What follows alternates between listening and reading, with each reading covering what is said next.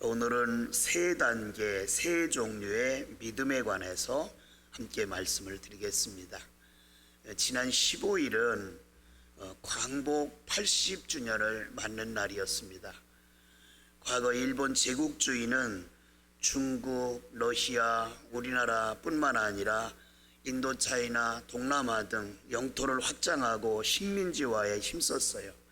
그러나 1945년 연합군이 투하한 원자폭탄의 공격을 받은 다음에 항복을 선언하면서 2차 세계대전이 끝이 나게 됐죠. 그런데 일본 못지않게 세계 정복의 야망을 가졌던 한 나라가 있습니다. 바로 로마입니다. 로마는 한 700여 년 동안 이 세상에 군림하면서 유럽 지역을 포함해서 북아프리카 또 이스라엘을 비롯한 소아시아 일부까지 대제국을 형성해서 군림하며 살았습니다. 당시 악명 높기로 유명한 황제가 한 사람이 있었어요. 네로라고 하는 로마 황제입니다. 역사적으로 보면 주 64년 7월 19일 로마시에 초대형 화재가 발생했어요. 역사가들의 말에 의하면 그 화재로 로마 구시대 시내가 다 불탔다고 이렇게 기록되어 있습니다.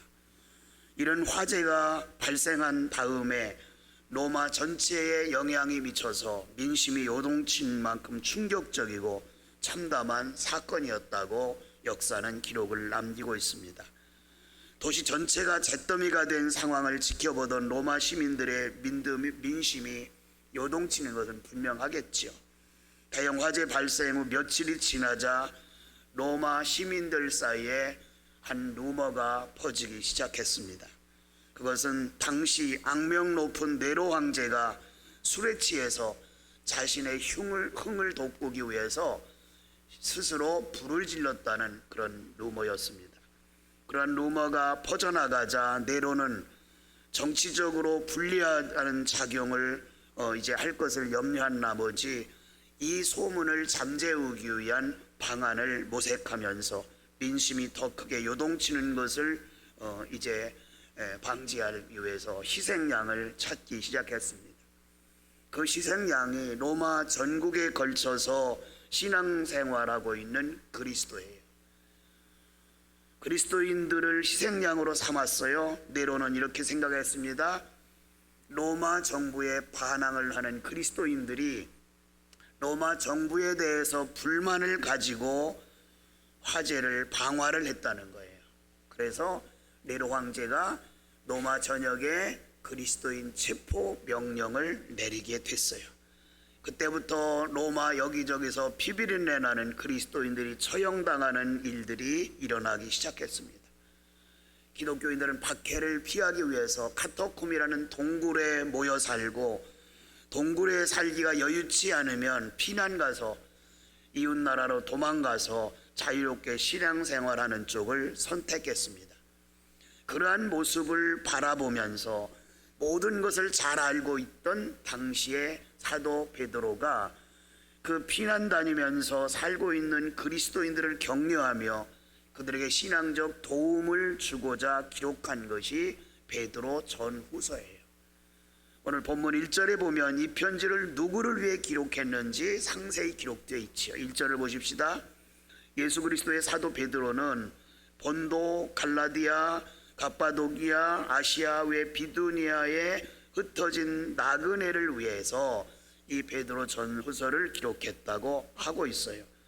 베드로가 이 지역, 지명한 이 지역들은 트르키에 과거 터키 지역에 있는 이런 도시 이름들이에요. 그런데 그들을 향하여 나그네 이렇게 표현했는데 그 당시에 신앙의 자유를 찾아서 떠도는 신앙인들을 이제 일컫는 말이 나그네 이렇게 기록되어 있어요. 핍박을 피해서 카타콤 동굴에 숨어 살거나 이곳저곳을 떠돌며 신앙생활하고 있는 이런 성도들이었지만 기죽지 않고 꿋꿋하게 믿음을 지켜나가라. 그런 의미에서 사도 베드로는 오늘 본문을 통해서 세 단계의 이제 믿음을 언급하면서 격려하고 있어요. 사도 베드로가 기독교인들에게 가르치고 싶었던 믿음은 어떤 것이었는지 오늘 살펴보도록 하겠습니다. 첫째는 1단계 믿음으로 구원적 믿음이 있어요. 성경에는 이런 1단계, 2단계 없어요. 여러분들에게 제가 이해를 쉽기 위해서 오늘은 1단계, 2단계, 3단계 이렇게 나눠서 3단계 세 종류의 믿음에 관해서 말씀을 드리려고 그래요. 자, 1단계 믿음은 구원적 믿음이에요. 우리가 죄에서 구원받아서 하나님의 자녀가 된 믿음, 이것을 구원적 믿음이라 그래요. 본문 9절 보세요. 믿음의 결국 곧 영혼의 구원을 받음이라. 여러분과 제가 예수 믿는 이유는 구원받기 위해서예요. 이것이 바로 1단계 믿음이에요. 구원받는 데는 예수 그리스도를 내 구주로 믿는 거 그가 이상으로 더 요구되는 게 없어요. 더 해야 될 일이 없어요. 사도행전 16장 31절에 보면 주 예수를 믿으라 그리하면 너와 내 집이 구원을 얻으리라 그랬으니까 그냥 믿기만 하면 구원받는 거예요. 우리가 행위가 더해져서 구원받는 게 아니에요. 그냥 믿으면 구원받는 거예요. 요한복음 1장 12절에도 그랬죠. 영접하는 자 곧 그 이름을 믿는 자들에게는 하나님의 자녀가 되는 권세를 주셨으니. 자, 믿는 자들에게는 그랬지 어떤 선한 행위를 하는 자들에게 이렇게 말하지 않았어요. 이런 구원적 1단계 믿음은 다른 것 아무것 필요 없어요. 그냥 예수를 믿으면 구원받는 거예요. 구원을 위해서 더 이상 할 책임이 없는 거죠. 에베소 2장 8절 이하에 보면 우리의 구원은 오직 믿음으로 받는다 그러면서 사도 바울이 이렇게 말해요. 너희가 받는 구원을 행위로 구원받지 않도록 하나님께서 하신 이유는 구원의 행위에 대해서 자랑하지 못하게 하려고 그랬다. 이렇게 말씀하고 있어요. 여러분, 구원적 믿음은 그냥 예수를 믿으면 돼요. 더 이상 필요 없어요. 더 이상 하나님께서 요구하지도 않아요.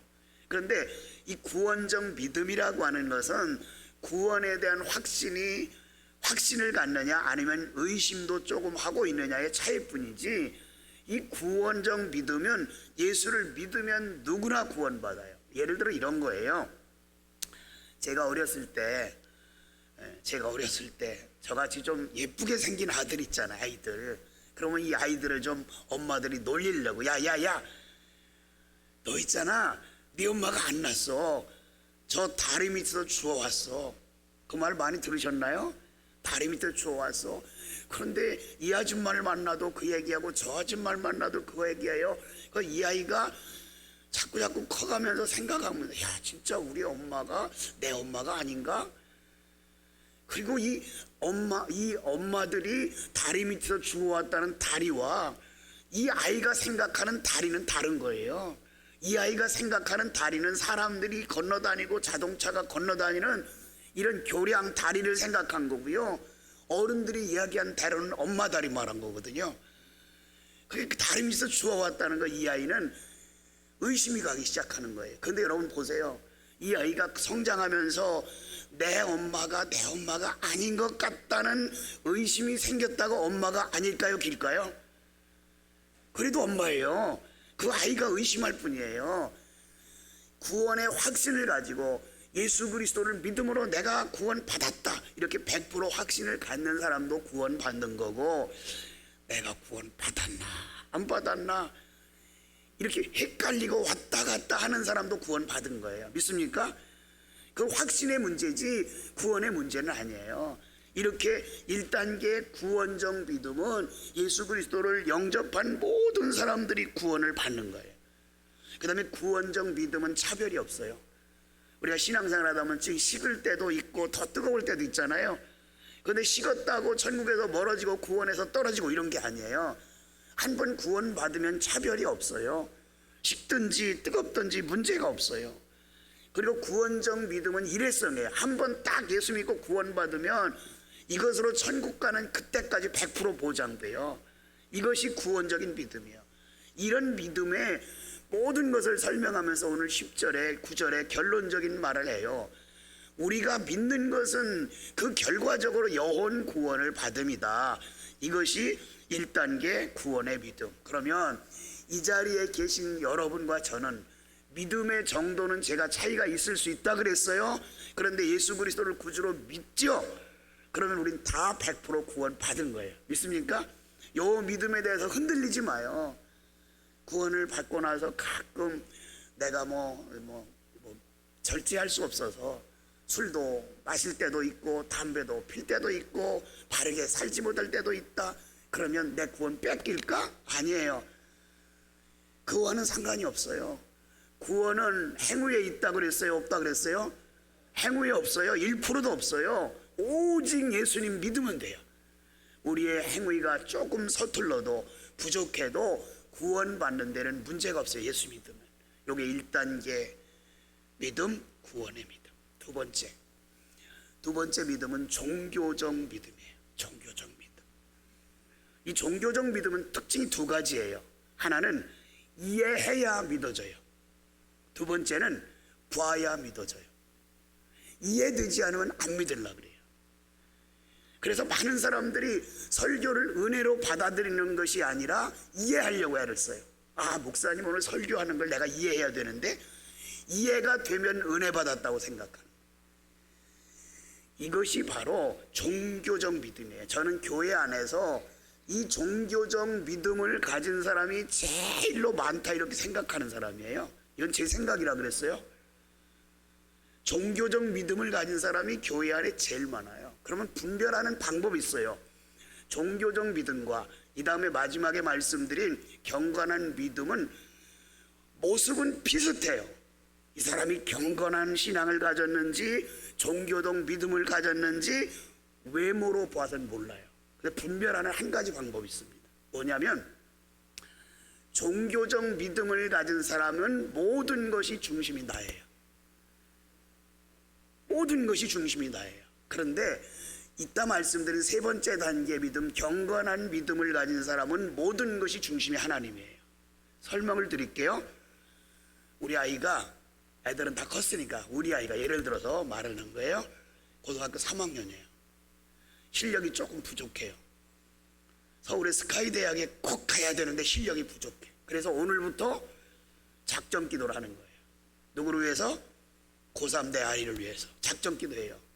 하나님, 우리 아이가 지금 볼 때는 스카이 대학 가긴 조금 부족한데 하나님 제 기도를 들으셔서 우리 아이가 반드시 서울에 있는 그 학교에 들어가게 해주세요. 매일같이 새벽 기도, 밤에 나와서 기도하고 만나는 사람마다 우리 아이 입시를 위해서 기도해달라고 막 하고 막 그래서 기적같이 스카이 대학에 합격했어요. 그러면 목표 달성한 거죠. 그죠? 며칠이 지났어요. 새벽 기도도 안 나와. 예배도 참석을 잘 안 해. 봉사도 잘 안 해. 왜 그러죠? 종교적 믿음을 가진 거예요. 종교적 믿음. 목표 달성한 거예요. 중심이 뭐예요? 나예요, 나. 아무것도 아닌 것 같은데 이거예요. 중심이 나예요. 모든 것이 나와 맞춰져 있어요. 내가 사업을 하는데 사업의 목표를 달성하게 하시면, 내가 몸이 아픈데 내 몸의 질병을 치료해 주시면, 이렇게 다 종교적 믿음은 나에게 초점이 맞춰져 있어요. 이것이 바로 종교적 믿음이에요. 이해해야 믿는 거예요. 두 번째는 뭐라 그랬죠? 봐야 믿어요. 봐야. 예수님의 제자들이 예수님께서 십자가에 돌아가시자 실망해서 각기 흩어져요.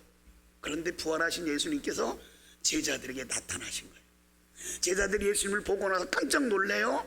그리고 나서 자기 동료 도마에게 이렇게 말합니다. 도마야, 도마야, 오늘 내가 부활하신 우리 주님을 만났어.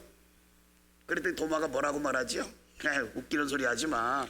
나는 안 보면 못 믿어. 어떻게 믿어? 너네들 얘기한 거. 그런데 8일이 지났어요. 요한복음 20장에 보면 8일이 지났어요. 그 얘기를 도마가 들은 다음에 8일이 지나서 제자들이 모여있는 가운데 예수님께서 나타나셨어요. 거기에 도마도 있었어요. 그리고 예수님께서 도마가 한 말을 기억하고 계시는 거죠. 보지 않고는 못 믿겠다. 그래서 예수님이 도마에게, 도마야, 너 내 옆구리 좀 만져봐. 도마에게 도마의 손을 갖다 옆구리를 만지게 시켜요. 도마가 만졌어요. 예수님이 창작이 분명한 거예요. 그래서 예수님한테 굴복해요. 제가 믿습니다.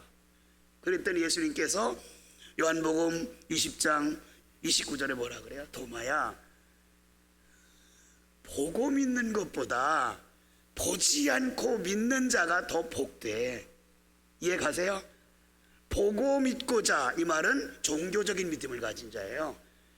그런데 오늘 사도 베드로가 카타콤 동굴에 모여 살고 소아시아 지역에 흩어져서 살고 있는 그리스도인들을 향하여 뭐라고 말하는지 오늘 본문 한번 8절을 보세요. 아까 제가 종교적 믿음을 가진 사람은 봐야 믿는다 그랬어요. 봐야. 자, 8절 보세요. 예수를 너희가 보지 못하였으나 사랑하는도다. 자, 나그네 신자들 예수님을 봤다고요? 못 봤다고요? 못 봤어요. 그런데 뭐 했다고요? 예수님을 사랑한다. 이제도 보지 못하나 믿고 말할 수 없는 영광스러운 즐거움으로 기뻐하니. 예수님 못 봤는데, 지금도 못 보고 과거에도 못 봤는데 이들의 신앙은 종교적인 신앙이 아니었던 거예요. 안 봤는데도 믿음을 뜨겁게 지켜나가고 핍박과 어려움 중에도 자기 신앙을 지켜나가는 거예요. 여기에 대해서 말씀을 하고 있는 거예요. 이쯤에서 여러분 한번 점검해 보세요. 내 신앙이 종교적 신앙인가? 다음에 제가 말씀드린 경건한 신앙인가? 종교적 믿음을 내가 가지고 있는가? 정말로 하나님이 원하시는 경건한 믿음을 가지고 있는가?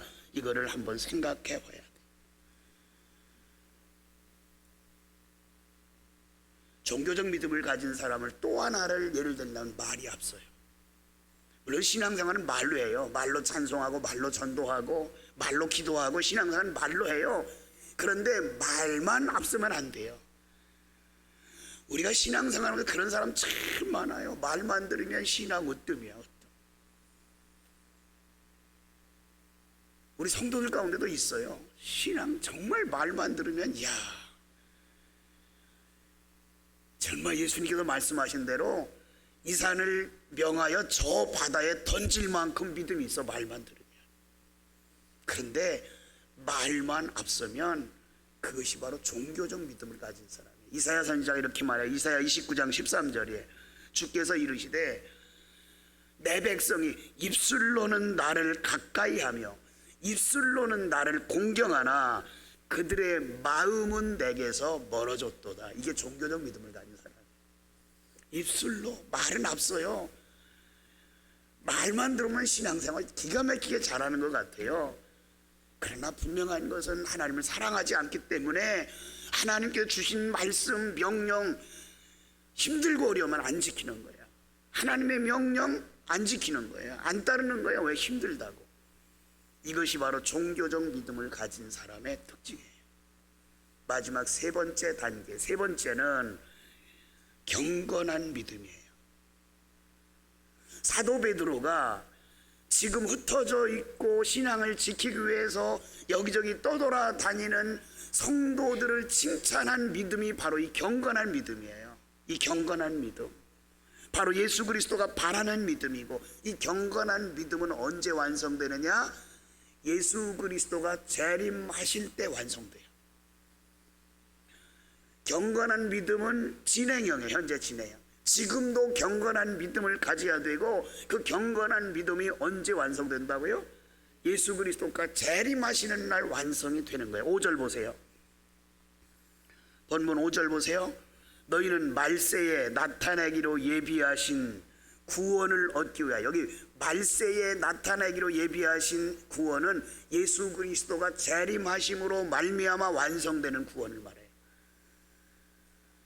그 구원, 그게 경건한 믿음을 가진 사람이에요. 그런데요, 하나님께서 원하시는 믿음이 이 믿음이라고 했죠. 경건한 믿음. 그런데 하나님께서 경건한 믿음만 원하시나요? 아니에요. 경건한 믿음을 원하시기 때문에 경건하게 믿음을 지킬 수 있도록 우리에게 능력을 주셔요. 경건한 믿음을 지킬 수 있도록 우리에게 뭘 주신다고요? 능력을 주세요. 그런데 능력은 내가 사용해야 효과가 있는 거지, 내가 사용하지 않으면 절대 효과가 없어요. 믿습니까? 하나님 우리에게 능력을 주세요. 그런데 능력은 누가 사용해야 된다고요? 내가 사용해. 예를 들어서 이거예요. 어떤 분이 저한테 좋은 차를 하나 주셨다고 생각해요. 예를 드는 거예요. 주차장에 세워놨어요. 세워놓은 차를 가지고 내가 생각을 하는 거예요. 오늘 서울 가야 되는데 서울에 제가 가 있을까요? 안 가 있을까요? 말 같지 않은 거 대답도 않지요? 안 가 있지요. 차가 있으면 내가 할 일은 내가 운전하고 가야 돼요. 하나님이 능력을 주셨지만 그 능력이 되려면 내가 능력을 사용해야 돼요. 이것을 사도 베드로가 강조를 하고 있는 거예요. 하나님은 우리에게 능력을 주셨다. 또 하나님은 그 경건한 신앙, 그 신앙을 위해서 끌어주신다. 이것을 신학적으로는 성도의 견인 이렇게 용어를 써요. 성도의 견인. 자, 여러분 차가 고장나면 끌어주는 차가 있지요? 조금 제가 견인차 이러면 좀 수준이 떨어지는 것 같잖아요. 견인차 수준이 좀 떨어지는 것 같죠. 제가 레카차 그러면 뭐가 좀 되는 것 같은데, 하나님께서 여러분과 구원받은 여러분과 저를 경건한 믿음을 갖도록 견인 끌어주는 역할을 해요. 하나님 그렇게 하세요. 뭘 통해서? 능력을 통해서. 자, 우리 속담이 맞는지 모르겠어요. 북두막에 있는 소금도 뭐야 짜다? 그런 건 뚫어지게 잘하시네요. 그걸 넣어야 짜요. 놔두고 보면 짠 게 아니에요. 하나님의 능력도 우리가 사용해야 능력이지 사용하지 않으면 능력이 아니에요. 이 능력을 사용하던 하나님께서 우리에게 주셨다는 거예요. 8절 다시 보세요. 8절. 그런 능력을 우리에게 주시고 보호해 주실 것을 의심 없이 우리에게 말씀을 하세요. 그 다음에 경건한 믿음 가진 사람의 또 하나의 특징은 뭐냐면 산소망을 갖고 살도록 했어요. 4절 그랬죠? 산소망 있게 하려 하심이라. 여러분, 산소망은 일회성 소망이 아니에요. 산소망은 계속되는 소망이에요. 어제도 소망이 있었다면 오늘도 소망이 있었고 내일도 힘들고 어려운 일이 있어도 소망이 있어요. 그게 산소망이에요. 신학자 에밀 브루너는 그런 말을 했어요.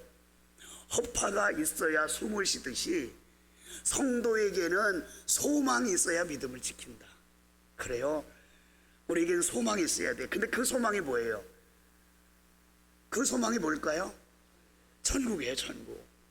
그 소망을 주시기 위해서 하나님께서 우리에게 어떻게 하셨어요? 오늘 본문에 보면 예수 그리스도를 부활시키셔서 부활의 예수를 믿게 하심으로 우리가 산 소망을 갖도록 하셨다. 이게 하나님의 은혜요 선물이에요.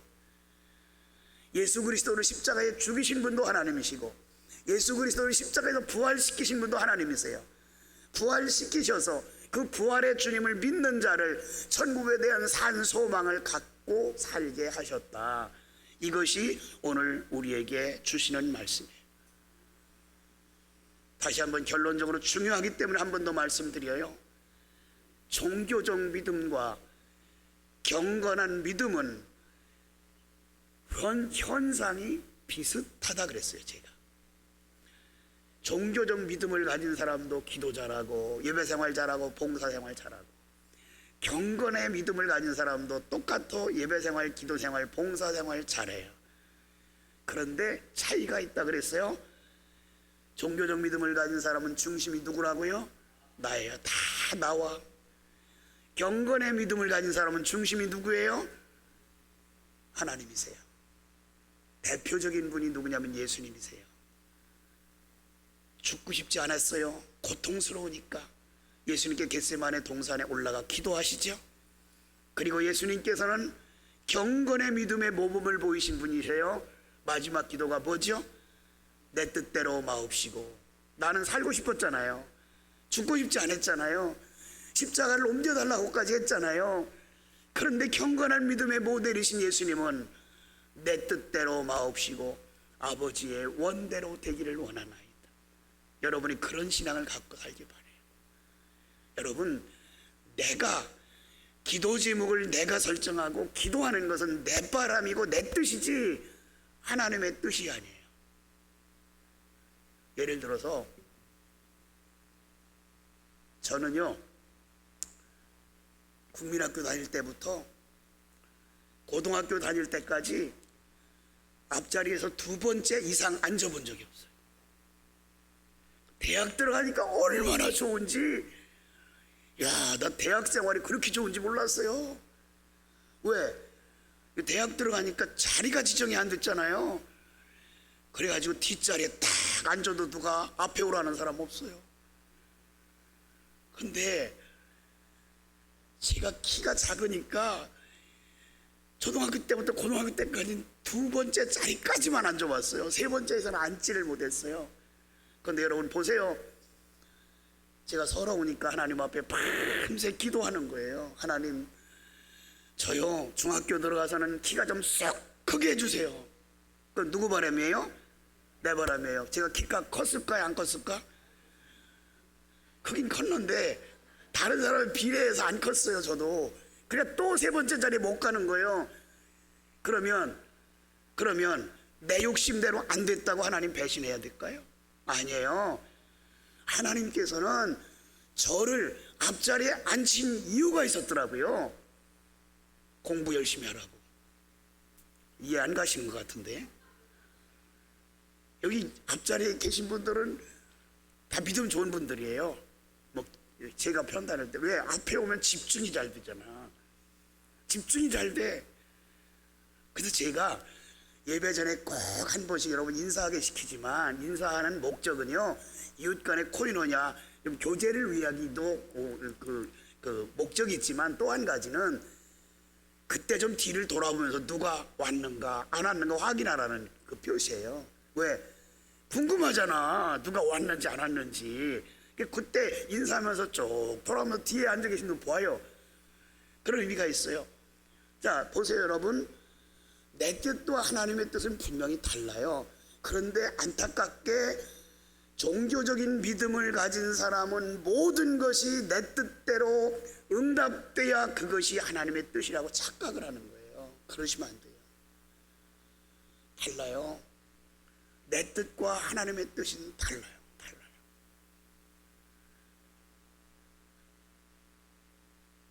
사랑하는 여러분, 오늘 하나님께서 우리에게 원하시는 믿음은 경건한 믿음이에요. 저도 여러분에게 가르쳐야 될 믿음이 바로 이 경건한 믿음이에요. 이 믿음을 갖도록 역사하실 하나님의 은혜를 기억하면서 본문 3절을 이렇게 외쳐요. 우리 주 예수 그리스도의 하나님을 찬송하리로다. 여러분, 지금 이 편지를 읽고 있는 그리스도인들은 어떤 형편이에요? 죽을 몰골이에요. 핍박을 피해서 여기저기 돌아다녀야죠. 굴에 숨어 살아야죠. 죽을 몰골이에요. 어떻게 찬송이 나와요? 어떻게 찬송이 나와요? 경건한 믿음을 가졌기 때문에 찬송이 나와요. 3절 다시 보세요. 우리 주 예수 그리스도의 아버지 하나님을 찬송하리로다. 그럼 우리 주 예수 그리스도의 아버지 하나님, 그분은 어떤 분이에요? 죄인에 대한 긍휼이 풍성하셔서 예수 그리스도를 죽은 자 가운데서 부활시킴으로 말미암아 우리를 거듭나게 하셔서 천국에 대한 산소망을 갖고 살도록 하시는 그분을 찬송하라는 거예요. 오직 그 전능하신 아버지 하나님, 그분으로 말미암아 찬송을 돌리며 하나님 앞에 영광 돌리는 여러분과 제가 되기를 주님의 이름으로 축원합니다.